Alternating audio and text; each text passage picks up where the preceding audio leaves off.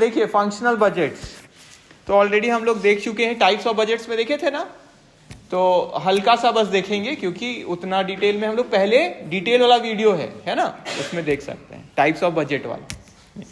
तो meaning of functional budget, जो हमारा अलग अलग फंक्शंस के हिसाब से बजट बनाया जाता है या डिपार्टमेंट्स के हिसाब से, जैसे sales, production, purchase, labour, finance, HR, जो भी अलग अलग डिपार्टमेंट है, मार्केटिंग। ठीक है, क्लियर सबको?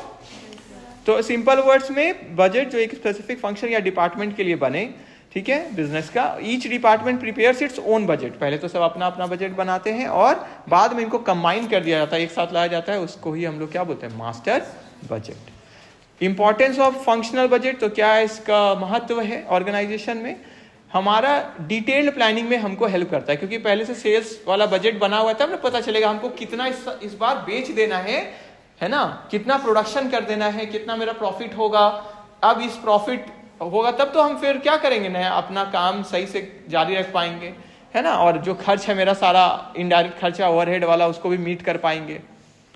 तो इंश्योर करता है ये डिपार्टमेंटल कोऑर्डिनेशन, तालमेल बैठाता है, क्योंकि पहले से बजट बना हुआ है तब तो तालमेल बनेगा, है ना। हमारा दिन का भी तालमेल कब बना रहता है, जब हमको पता होता है ये काम आज करना है। पता नहीं है तो उस दिन क्या होता है, पता नहीं कैसे दिन गया, आज बस हो गया इधर उधर, कैसे भी लगता है टाइम पास कर हो गया, है ना। लेकिन पता होता है कि इस समय ये है, इस समय ये है, और समय देना है हमको, तो तालमेल बैठता है। इसी तरह बजट अगर ऑलरेडी है तो डिपार्टमेंट्स का आपस में तालमेल बैठा रहता है फिर, है ना, क्योंकि फिक्स रहता है ना किस तरह से काम करना है। तो नेक्स्ट पॉइंट वही है, देखिए, फिक्सेस रिस्पॉन्सिबिलिटी, उसके हिसाब से काम करना है हमको।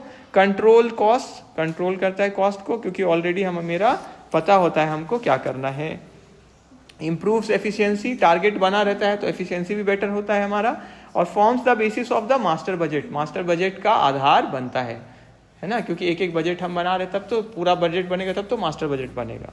टाइप्स ऑफ फंक्शनल बजट्स, तो ये हम लोग पहले भी देखे हैं, तो शॉर्ट में देखिए। सेल्स बजट, तो एस्टीमेट है एक्सपेक्टेड सेल्स कितना होगा, क्वांटिटी में कितना यूनिट्स बेच देंगे, और वैल्यू में, ठीक है, कितना आएगा उससे एक फ्यूचर पीरियड में। और स्टार्टिंग पॉइंट है ये बजटिंग का, क्योंकि सारा बजट इस पर ही डिपेंड करता है, क्योंकि पैसा कहाँ से आएगा, सेल्स से ही तो आएगा, है ना, या सर्विस आप दे रहे हो तो सर्विस देने से ही तो आएगा, है ना। एग्जाम्पल देखिए, एक्सपेक्टेड सेल्स है 10,000 यूनिट, सेलिंग प्राइस है 50 पर यूनिट का, तो सेल्स बजट बनाए तो 5 लाख आ गया हमारा। तो ये क्या है, पहले से बजट रेडी है कि इस बार हम 50,000 यूनिट्स अपना बेच देंगे, 10,000 यूनिट्स बेच देंगे, एक यूनिट का दाम 50 रुपया है ना।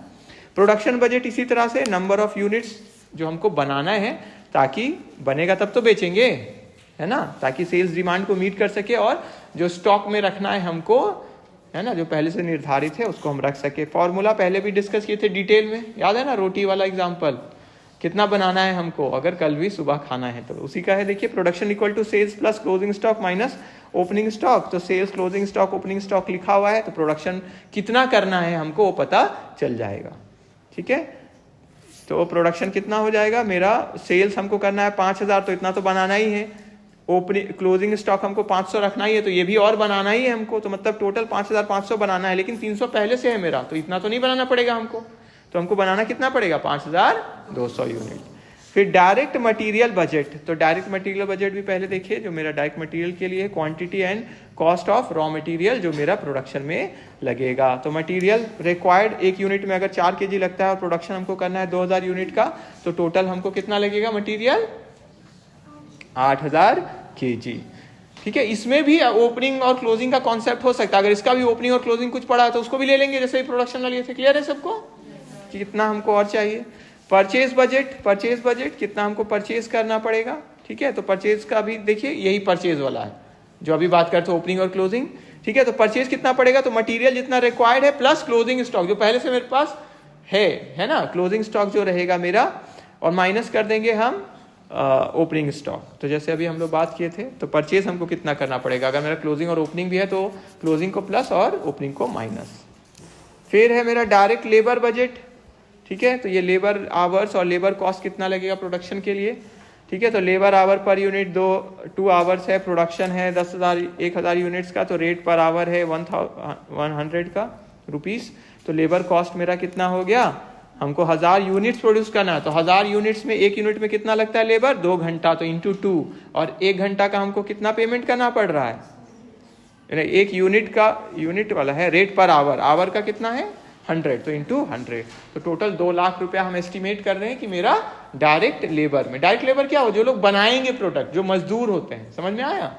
ऑफिस में जो काम करते हैं तो उनको मजदूर डायरेक्ट, वो तो नहीं ना डायरेक्ट बना रहे हैं, वो तो ऑफिस वाला काम कर रहे हैं, तो यहाँ हम लोग मजदूर हुए ना। ठीक है, मतलब जो उस काम को मेन काम कर रहे हैं। ठीक है, तो फैक्ट्री ओवरहेड बजट, ठीक है, तो फैक्ट्री ओवरहेड बजट एस्टिमेट करता है मैन्युफैक्चरिंग ओवरहेड एक्सपेंसेस। ठीक है, मैन्युफैक्चरिंग ओवरहेड मतलब इनडायरेक्ट खर्चा कितना जो है, इनडायरेक्ट मटेरियल है, लेबर, इलेक्ट्रिसिटी, डेप्रिसिएशन, ठीक है, कितना लग रहा है फैक्ट्री ओवरहेड में, जो मेरा हेल्प कर रहे हैं इनडायरेक्ट खर्चा वाला। एडमिनिस्ट्रेशन बजट, एडमिनिस्ट्रेशन के लिए जैसे कौन कौन सा खर्चा आ गया, ऑफिस सैलरी, ऑफिस का रेंट है ना, स्टेशनरी, टेलीफोन एक्सपेंसेस, ये सब इसके अंडर हमारा आ गया। सेलिंग और डिस्ट्रीब्यूशन में तो देखिए इसके अंदर आ गया advertising, sales commission, transportation, packing. तो इसके लिए जो भी हम बजट बनाएंगे तो वो कैसे बजट बनाएंगे कि हम अगर तय कर रहे हैं कि 1000 यूनिट ही बनाएंगे और पिछले बार हम बनाए थे मान लेते हैं 2000 यूनिट, तो हम उसको प्रोपोर्शन में कर लेंगे कि पिछले बार इतना लगा तो इसका इतना लग सकता है। क्लियर है?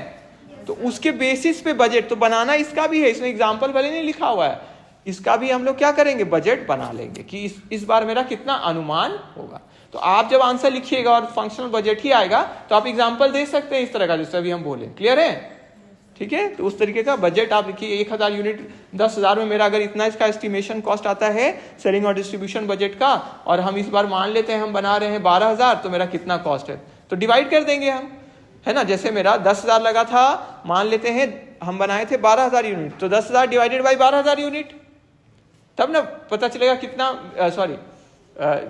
मतलब 1 यूनिट का हम कॉस्ट निकाल लेंगे मतलब, और फिर इनटू कितना इस बार हम बनाने वाले हैं, उसके हिसाब से वो बजट बना लेंगे। ठीक है, कैश बजट, कैश बजट अब क्या हो गया, जो मेरा एक्सपेक्टेड कैश का इनफ्लो और आउटफ्लो शो करता है एक पर्टिकुलर पीरियड का।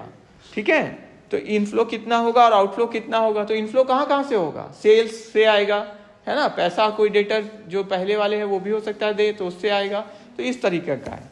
ठीक है, तो हम लोग पढ़ेंगे, कैश बजट है आपके इसी बजट ही के अंदर ना आया तो पढ़ेंगे उसका प्रैक्टिकल भी।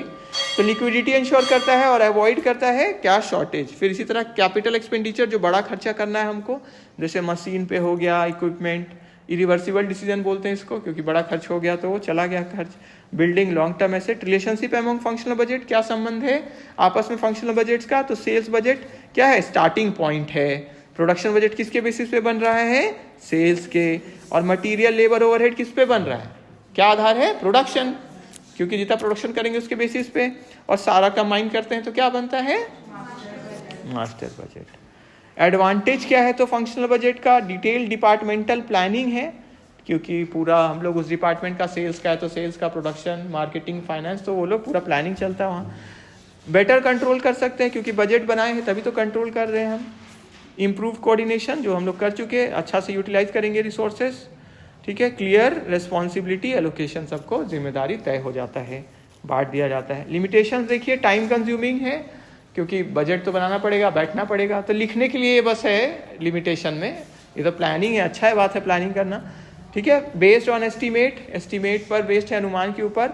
मे लैक फ्लेक्सिबिलिटी, लचीलापन कम होगा अगर फिक्स्ड वाला बना लिए हम लोग कि 10,000 यूनिट्स के लिए, जैसे रिक्वायर्स स्किल्ड स्टाफ, तो जैसे बजट का लिमिटेशन ही है ना, तो स्किल्ड चाहिए पर्सन बनाने के लिए।